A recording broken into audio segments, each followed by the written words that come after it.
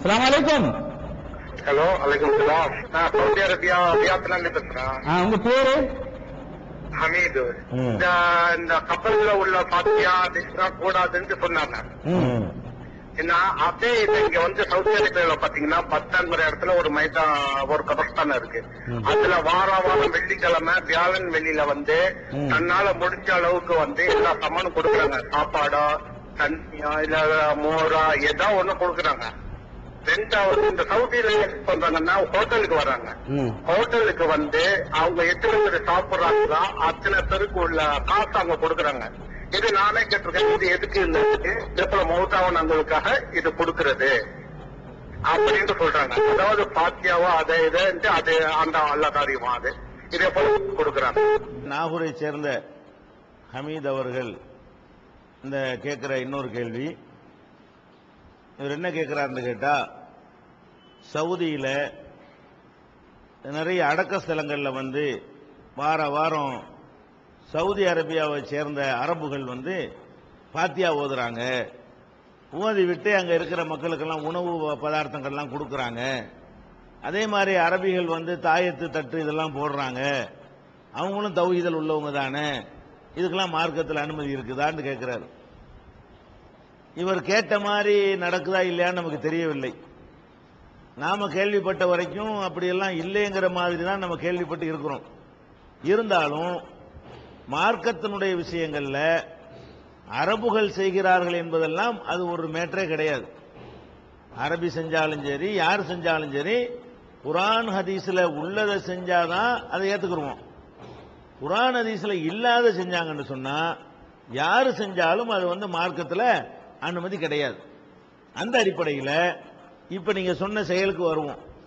கபூர்ல போய் பாத்தியா ஓதுறாங்கங்கிறீங்க. கபருக்கு போவதே தப்பு என்று நம்ம தௌஹீத் ஜமாத்துல சொல்லல, குர்ஆன் ஹதீஸ்லையும் சொல்லப்படவே இல்லை. கபுர்ஸ்தானத்துக்கு போக வேண்டும். சொல்ல போனால் கபுர்ஸ்தான் இருக்க இறந்தவர்களை அடக்கம் செய்திருக்கிற இடம் இருக்குது, அங்க போவதே மார்க்கத்தில் தப்புண்டா நம்ம சொல்றோம். அப்படி நம்மளும் சொல்லல, நபிகள் நாயகம் ஸல்லல்லாஹு அலைஹி வஸல்லம் அவர்களும் சொல்லவில்லை. நபி ஸல்லல்லாஹு அலைஹி வஸல்லம் என்ன சொல்லியிருக்கிறாங்கன்னு கேட்டா, குன்து நஹைத்துக்கும் அன் ஜியாரத்தில் குபூர் வஸூருஹா, கபருக்கு போகக்கூடாது என்று நான் ஏற்கனவே உங்களை தடுத்திருந்தேன், இப்ப நீங்க போங்க. ஏனென்று கேட்டால் அது வந்து மறுமையை நினைவுபடுத்தும் என்று ரசூல் ஸல்லல்லாஹு அலைஹி வஸல்லம் சொல்றாங்க. அப்ப ஒரு மனிதர்களை அடக்கம் செய்திருக்கிற இடத்துக்கு நம்ம போனா நம்மளும் மரணித்து விடுவோம் அப்படின்னு பயம் வரும். நம்மளும் நாளைக்கு இந்த இடத்துக்கு தான் வருவோம் அப்படின்னு அச்சம் வரும். அந்த அச்சம் வந்துச்சுன்னு சொன்னா மனிதன் வந்து ஒழுங்கா வாழ்வான். அதாவது நம்ம நாளைக்கு நம்மளும் செத்து போயிருவோம்னு நினைச்சோம்னா அப்ப அற்பமான இந்த உலகத்தில் நம்ம எதுக்கு அநியாயம் பண்ணணும், நம்மளும் நாளைக்கு இறந்து போகத்தானே போறோம் அப்படின்னு நினைப்பு வந்து ஒரு மனிதனை வந்து பண்படுத்தும், பக்குவப்படுத்தும், அவனை நல்வழியில நடத்தும். அந்த அடிப்படையில் தான் நபிகள் நாயகம் சொல்லி இருக்கிறாங்க, நீங்க அடக்க ஸ்தலத்துக்கு போங்க. அப்ப அடக்க ஸ்தலத்துக்கு போறதே தப்புன்னு நம்ம சொல்லலாம், விளங்கிக்கணும். ஆனா எது தப்புன்னு சொல்றோம் தெரியுமா? அடக்க ஸ்தலத்துக்கு போங்கன்னு சொன்னது வந்து பொதுவாக மக்களை அடக்கம் செய்யக்கூடிய கபர்ஸ்தானத்துக்கு தான் ரசூல் ஸல்லல்லாஹு அலைஹி வஸல்லம் சொன்னாங்க. ஆனால் குறிப்பிட்ட சில மகான்கள் பெரியார்கள் என்று சொல்லி அடக்கம் செய்து அவங்களுக்கு பிரம்மாண்டமான கட்டடம் கட்டி அங்க மார்க்கம் தடுத்திருக்கிற ஏராளமான அனாச்சாரங்களை செய்து அந்த மாதிரியான தர்காக்கள் இருக்கு பாருங்க, அதுக்கு தான் போகக்கூடாதுங்கிறோம். ஏன்? தர்காக்களுக்கு போவதனால அதுல வந்து ரசூல் ஸல்லல்லாஹு அலைஹி வஸல்லம் எதற்காக அனுமதித்தார்களோ அது அடிபட்டு போகுது. எதுக்கு அனுமதிச்சாங்க?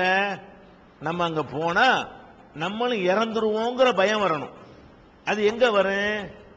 உங்க அத்தா, உங்க அம்மா, உங்க தாத்தா, உங்க பாட்டி எல்லாம் அடக்கம் பண்ணியிருக்கிறாங்களே, அந்த பொதுவான கபர்ஸ்தானுக்கு போனால் அதுல ஒரு பயமும் ஒரு பீதியும் ஒரு அச்சமும் மறுமை பற்றிய நினைவும் நமக்கு வரும்.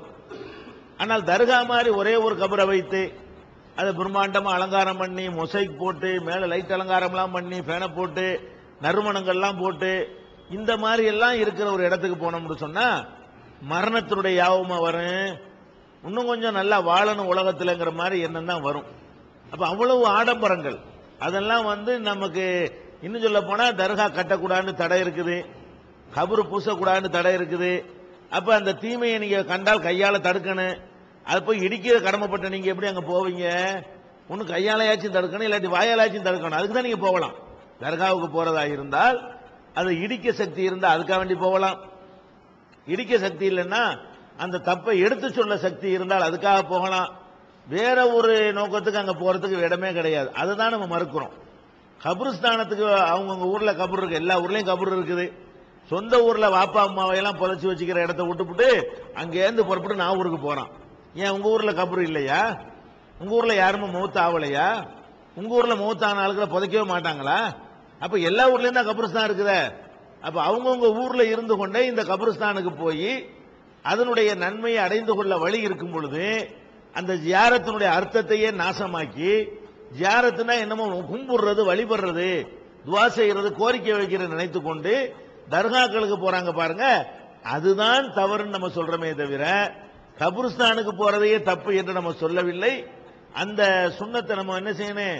ஹயாத்தாக்கணும், உண்டாக்கணும். எல்லாருமே அதை என்ன செய்யணும்? வாழ்க்கையில கடைப்பிடிக்கணும். அந்த வகையில கபரு ஜியாரத்துங்கிறது மார்க்கத்தில் உண்டு. இரண்டாவது, அங்க போய் என்ன செய்யணும் என்று கேட்டால் ரசூல் ஸல்லல்லாஹு அலைஹி வஸல்லம் நமக்கு ஒரு துவா கற்று தந்திருக்கிறாங்க. அந்த துவா அவங்கள்ட்ட நம்ம கேட்கிற மாதிரி உள்ள துவா இல்ல, அவங்களுக்காக வேண்டி அல்லாஹ்விடத்துல கேட்கிற துவா. அதாவது ஒரு கபருக்கு நீங்க போனீங்கன்னா எப்படி கேட்கணும்? அஸ்ஸலாமு அலைக்கும் யா அஹ்லல் குபூர், கபராளிகளே, அடக்கம் செய்யப்பட்டவர்களே, உங்கள் மீது சலாம் உண்டாகட்டுமாக. யக்ஃபிருல்லாஹு லனா வலக்கும், உங்களையும் எங்களையும் அல்லாஹ் மன்னிப்பானாக. அன்தும் சலஃபுனா, நீங்க முன்னாடி போயிட்டீங்க. ஓ நஹ்னு பில்லாஹ், சார் நாங்க பின்னாடி வந்துகிட்டு இருக்கிறோம். இப்படிங்கிற மாதிரியான வாசகத்தை தான் சொல்லணுமே தவிர அவுலியாவே மகானே எங்களுக்கு அப்படி பண்ணுங்க இப்படி பண்ணுங்க அங்க போய் கோரிக்கை வைக்கிறது இருக்கு பாருங்க, அது தர்காவில் நடக்கிறது. அது ரசூலுல்லாஹ் சொல்லி தராதது. பொதுவான கபருஸ்தான்ல போய் கபூர்ல அடக்கம் செய்யப்பட்டவர்களுக்காக வேண்டி நீங்க என்ன செய்யணும்? துவா செய்ய வேண்டும். அது மார்க்கத்தில் உள்ளது. நீங்க சொல்ற மாதிரி அந்த அரபிகள் அவங்க வாப்பா அம்மாவெல்லாம் அடக்கம் பண்ற இடத்துல அவங்களுக்காக வேண்டி துவா செய்து விட்டு போனார்களே, ஆனால் அது தப்பு கிடையாது. ஆனா கபருஸ்தான்ல வச்சுக்கிட்டு ஏதோ உணவு பதார்த்தம் எல்லாம் கொடுக்கிற ஒரு பழக்கம் இருக்கு நீங்க சொல்றீங்க. நம்ம கேள்விப்பட்ட வரைக்கும் அப்படி இருப்பதாக தெரியவில்லை. அப்படி இருக்குமானால் அது பிதத். தர்மங்கள் செய்யலான் இருக்கே தவிர அதுக்காண்டி வாரத்தில் ஒரு நாளை நிர்ணயித்துக் கொண்டு அந்த நாள்ல ஏழைகள் அங்க வர சொல்லி கபருஸ்தான்ல வச்சுக்கிட்டு சாப்பாடு கொடுக்கறதுங்கிறது இருக்க, அது இந்த 3-7-40 மாதிரியான ஒரு சாயல் தான் அதுல இருக்கிறது. அப்படி ரசூல் ஸல்லல்லாஹு அலைஹி வஸல்லம் செஞ்சதற்கு எந்த விதமான ஆதாரமும் இல்லை. அடுத்து நீங்க கேட்கறீங்க, அரபுகளே தாயத்து போடுறாங்களே, தட்டு எழுதுறாங்கிறீங்க. இதுவும் நாம கேள்விப்படாத விஷயமா தான் இருக்கிறது. அப்படியெல்லாம் அரபிகள் செய்வதாக நம்ம கேள்விப்படல. செஞ்சாலும் தப்பு தான். ஏன்? நபிகள் நாயகம் ஸல்லல்லாஹு அலைஹி வஸல்லம் அவர்கள் தாயத்தை யார் தொங்க விட்டுக் கொள்கிறாரோ அவர் அல்லாஹ்வுக்கு இணை கற்பித்து விட்டார் அப்படின்னு சொல்றாங்க. அது மாதிரி நூலை போட்டுக்கிட்டு ஒருத்தர் வருவாரு, அவர் இஸ்லாத்தை ஏத்துக்கிறேங்கும் பொழுது அதை வெட்டினா தான் இஸ்லாத்துல ஏத்துக்கிற முடியும், என்ற உறுதிமொழி தருவேன் சொல்லி ரசூல் ஸல்லல்லாஹு அலைஹி வஸல்லம் அவர்கள் அதை அறுத்த பிறகுதான் அக்ரிமெண்டே போடுவாங்க, இஸ்லாத்துல சேர்க்குவாங்க. அதனால இந்த தாயத்து தட்டு இது மாதிரியான விஷயங்கள் ரசூலுல்லாஹ் தடுத்திருக்கிறதுனால அரபுகள் செஞ்சாலும் தப்பு தான், யாரு செஞ்சாலும் தப்பு தான். நம்ம குர்ஆன் ஹதீஸ் அடிப்படையில் அதுக்கு அனுமதி கிடையாது. கபருக்கு போவதற்கு அனுமதி இருக்கிற சுன்னத் இருக்கிறது. அங்க போய் அவர்களுக்காக சலாம் சொல்லுவது, ரசூலுல்லாஹ் கற்று தந்த துஆவை சொல்வதற்கு அனுமதி இருக்கிறது. அதுக்கு ஒரு நன்மையான காரியம். இதை நம்ம இந்த வித்தியாசத்தை வழங்கிக் கொள்ள வேண்டும்.